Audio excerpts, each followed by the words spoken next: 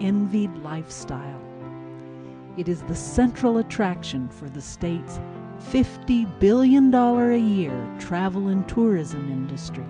The sand, the sun, the children, dogs, and surfers on the beach, the remarkable feel of leisure give little hint to the battles that have gone on to protect this coastline.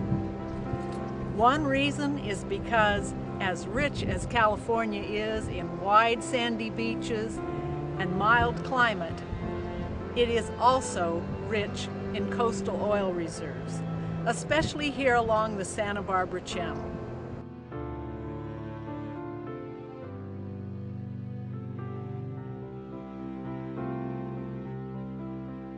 Unknown to most, oil and gas development has taken place along this coast for more than 100 years. The first offshore oil wells were drilled at the end of piers, off Summerlin, just south of Santa Barbara, in the late 1800s. Bob Solon, retired Santa Barbara News Press reporter and author of An Ocean of Oil, a century of political struggle over petroleum off the California coast, shows us a spot near Carpinteria where some of this development has taken place.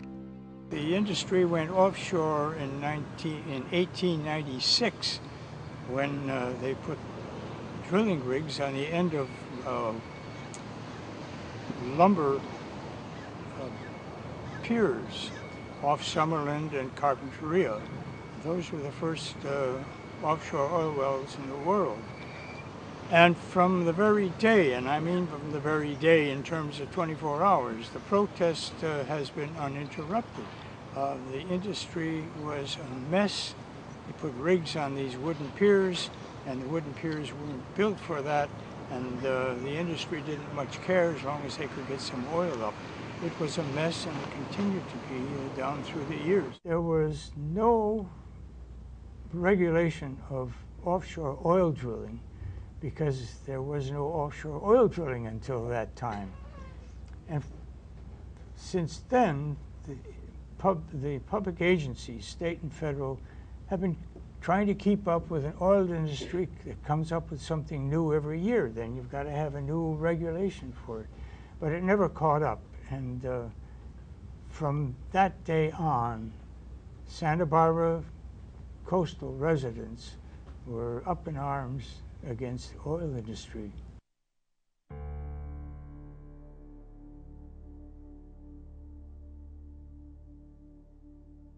Residents and elected officials in Santa Barbara County had seen the effects of oil's boom and bust cycles on their local economy for decades. Valuing the unparalleled beauty of their corner of the world, they fought hard to prevent a new wave of efforts to exploit oil reserves that began in the 1960s. President Johnson's Interior Department, looking for ways to finance the war in Vietnam, auctioned off oil leasing rights in the Santa Barbara Channel. The bids submitted amounted to nearly $1.3 billion. Drilling commenced almost immediately. I could see the thing coming because there was a rush and there were inadequate regulations. In 1968, Union Oil acted as the operator for a coalition of 4 companies that bid a record-setting $61.4 million for one lease tract. They definitely, do try to cut corners. That's what happened with the 1969 oil spill. Unocal convinced the federal government to allow them not to install casings all the way down the level that they were going to drill. And what happened is there was a blowout below where they installed the casings. Now, had they installed the full casings, the blowout probably wouldn't have happened. Union Oil's cost-cutting measure proved to be a tragic mistake. The worst of Santa Barbarans' fears were realized on January 28, 1969, when a blowout occurred at Platform A, shattering the fragile caprock on the ocean floor and allowing massive amounts of oil to begin bubbling into the water and drifting ashore. There was an attempt to keep it quiet. The only people who knew about it were the people that were on the platform at the time.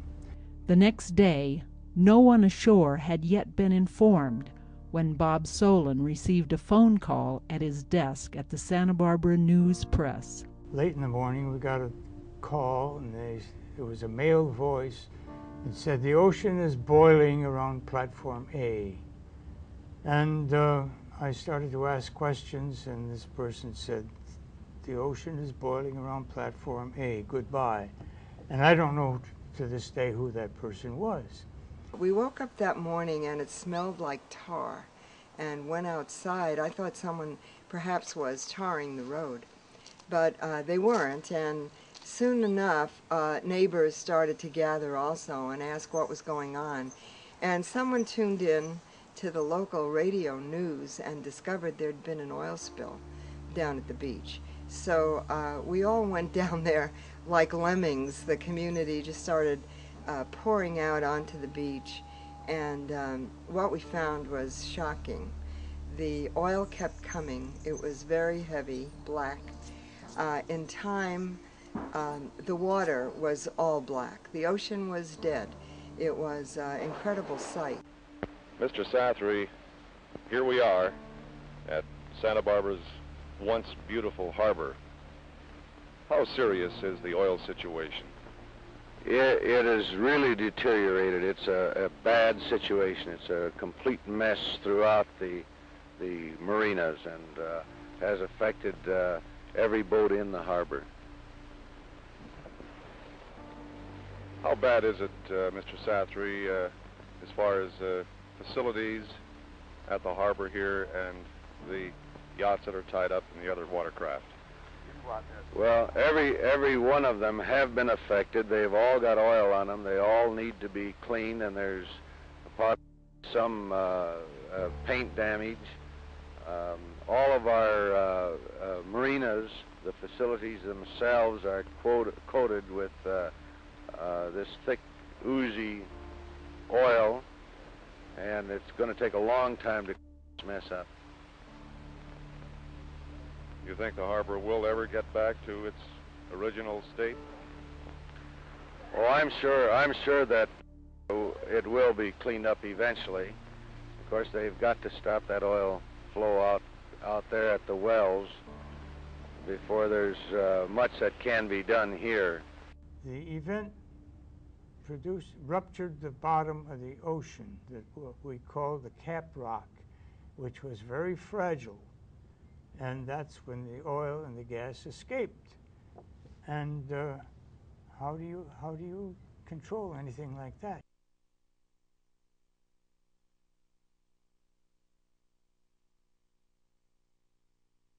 Offshore Santa Barbara area, there are natural seeps that have been going on for nobody knows how long. Again, it's oil and gas accumulation under the bottom of the ocean, and not enough cap rock to really contain it. The ocean bottom was fragmented, and it was uncontrolled. So all you could do was wait till it came to the beach and then clean it up. And the high-tech technique at that time was straw. Dump straw on the beach and then pick up the straw, which absorbed the oil. And that went on for weeks. It wasn't just local residents who were horrified by photos that showed how the oil spill blackened the beach and resulted in the death of thousands of birds, fish, and marine mammals. There was one tragic scene of a bird, and a vehicle had run across it, and it was saturated with oil, obviously dead. And we called it the picture that went around the world because we put it on the I guess it was AP wires. And it was picked up and it was seen in newspapers all over the world. But the news press ran a little box on page 1 every day. Oil spill in its 310th day. When will it end? The president of Union Oil issued the statement, "I don't like to call it a disaster because there's been no loss of human life. I'm amazed at the publicity for the loss of a few birds." Well, we don't know how many birds there were. We don't know how many marine mammals were affected. Marine life and shorebird life was seriously affected. But, well, Union Oil looked at it that way. I can't say Santa Barbara did, because there were more people volunteering to go out and try and clean oil off the birds for anything. Old Guard groups like Audubon and Sierra Club became very active. New groups like Community Environmental Council, the Environmental Defense Center. And it was because of all the organizations that formed in response to the 1969 oil spill, as well as all of the federal and state laws that came into play, that led to the local communities realizing that they needed some help on the legal front to be able to force agencies to do the right thing, to try to stop disastrous activities that would affect the coast. And that's actually why the Environmental Defense Center was formed. We were formed to help all the other environmental groups, from the Sierra Club to Get Oil Out and Audubon Society and Surfrider, to help them have the tools to try to block more damaging offshore oil and gas development. It would be a year before the oil stopped oozing from the hole in the ocean floor. Years before tourists would begin returning and fishing would begin to recover. And decades before beach visitors could leave the beach without tar on their feet.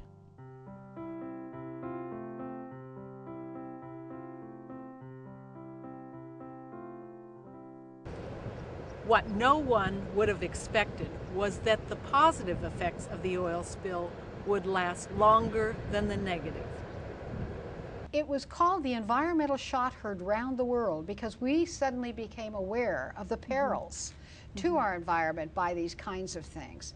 And then the chairman of the board of Union Oil, just tried to fluff it off, and then that made people madder, and pretty soon you had a sense of rage by the people that their coast wasn't being looked after. The oil spill helped create the public pressure that caused Congress to pass and see signed into law by Richard Nixon the Clean Water Act, the Clean Air Act, and the National Environmental Protection Act. It contributed to the public outcry that resulted in the first Earth Day in 1970. But federal legislation to protect water quality was not enough to satisfy Californians who wanted to see that their coastline was protected from intensive development. For several years, they had already been working to draft and pass legislation to protect their coastline.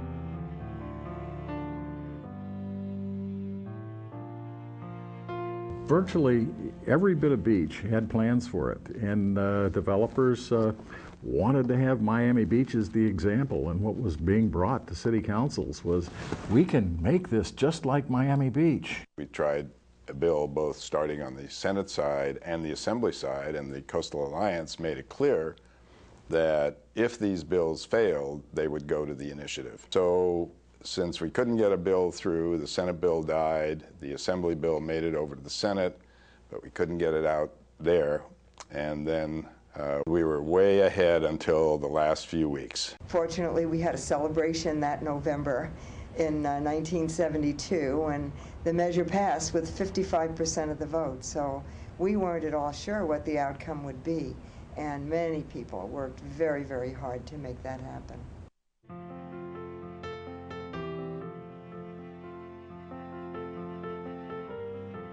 The moratorium that is in place now was put in place partly by the administration and partly by the Congress.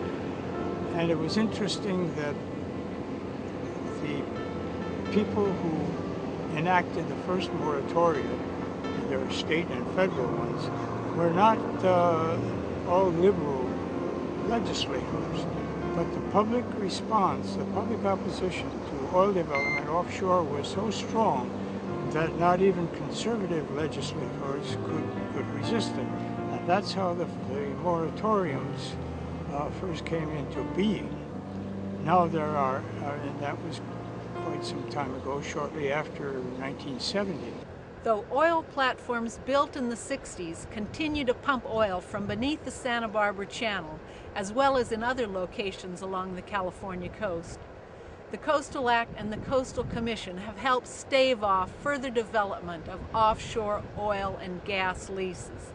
And while I was on the Coastal Commission, we took the step of suing the federal government to perfect California's ability to review the environmental plans that any particular offshore oil development or lease development would submit. We didn't have that, but I'm proud to say that while we were on the Coastal Commission, we took up that fight and we were successful. We do not think that any value that might be obtained from additional offshore oil drilling is worth the risk. If you take a look at the oil that's in the Santa Barbara Channel, it's asphalt grade crude. Mineral Management acknowledges it's asphalt grade crude. I don't really think that we ever want to jeopardize the $50 billion coastal related tourism industry and other kinds of business that are clean businesses that benefit the people of California in exchange for a very, very small window of petroleum that's out there that isn't even available for automobile use. Coastal oil drilling, whether offshore or onshore, is inherently polluting. Oil spills must be expected. You know, I think any oil company, their bottom line is to extract the resource and produce it and, you know, get it to the market. And in any of that, there are going to be consequences locally. And I think even the best intentioned oil company is still going to, you know, be proposing an activity that is still going to have risks to the coast. No matter how hard a company tries to prevent an oil spill, they still happen. We just had a major oil spill off of our coast in 1997 when a pipeline that was bringing oil from Platform Irene off of the Point Arguello coast sprung a leak. Now, the automatic leak detectant system in the pipeline worked. The technology worked. The pipeline was shut down. The spill only would have lasted for a few seconds, but an operator on the platform said, "Oh my gosh, the pipeline shut down, I better restart it." And he restarted it, and it ended up spilling for several hours before anyone detected it. So, you know, even though the company tried to use good technology, you never know once, you know, operations are in play what's going to happen. And almost all oil spills tend to be exacerbated, if not caused, by operator error. There's constant issues with air pollution and oil spills and water pollution from these types of activities, and they just can't avoid them.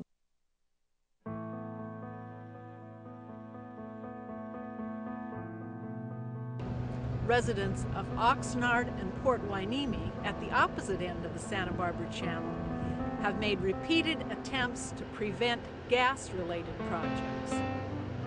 In the early 70s came the first attempt to convert the Ormond Beach wetlands, located between the Port Hueneme Pier and the Point Mugu Naval Station boundary, to an onshore facility for liquefied natural gas, or LNG as it is now commonly called. There were plans that were developed by Southern California Edison to convert really what was remaining of the wetlands to an LNG facility.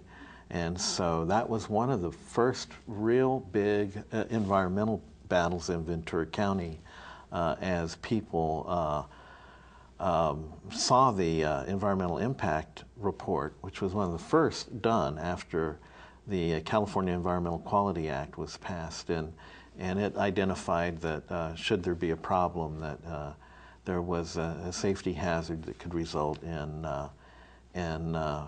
harm and possibly death to thousands of residents in Port Hueneme and Oxnard. A study was then commissioned by the newly implemented California Coastal Commission.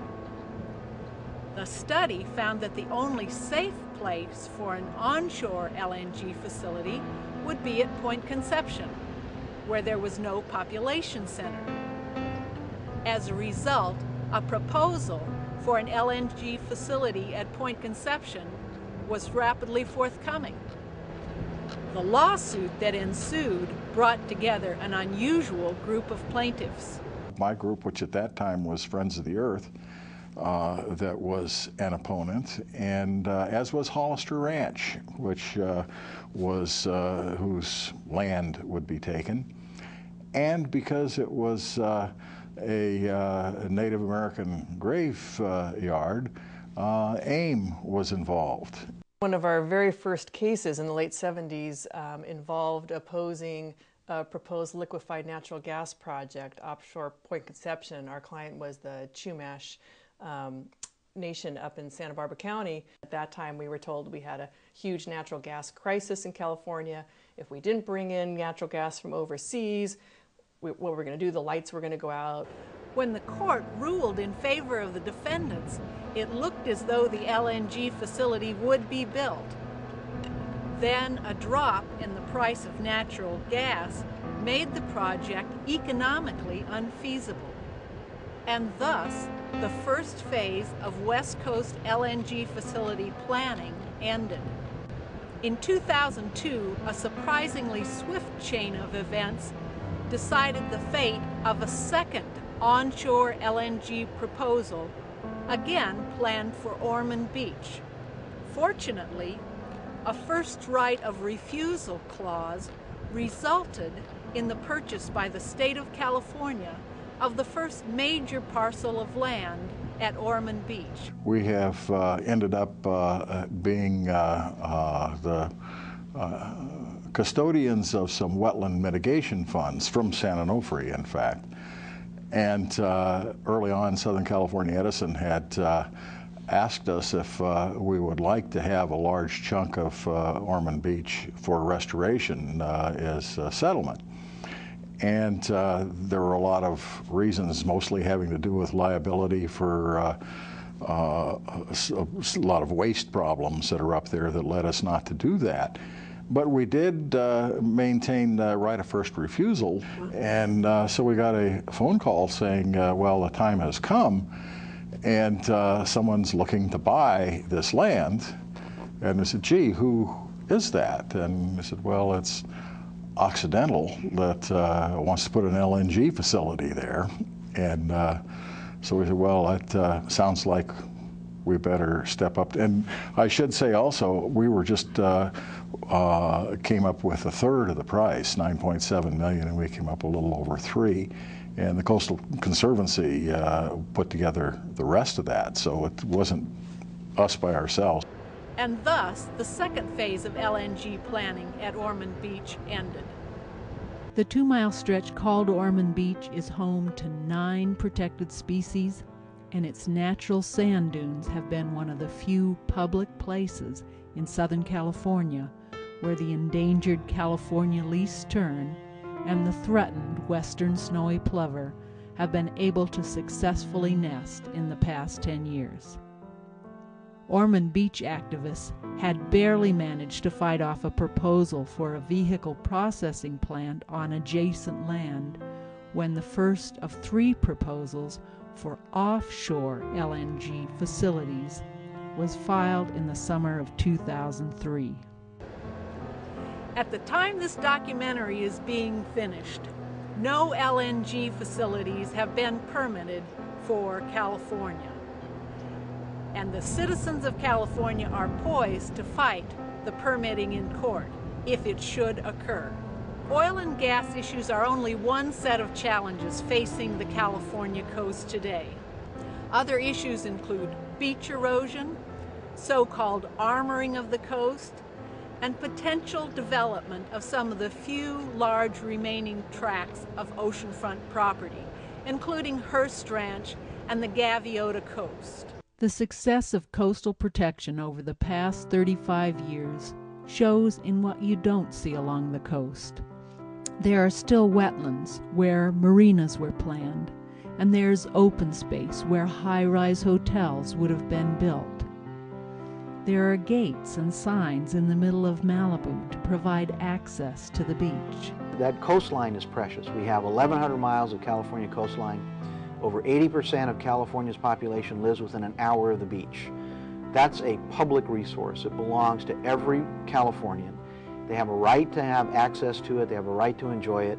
And I don't think it ought to be spoiled by some short-term thinking about dependence on petroleum. But the coast hasn't stayed the way it is by accident, and it won't stay that way in the future without unrelenting political will to keep it a natural resource available to all. If the California coast is important to you, remember that it depends on voters who vote the coast and the willingness of communities to provide the financial and volunteer support required to maintain coastal activism. The coast is never saved. It's always being saved. It's never really won. We are always in the process of getting there and making it happen.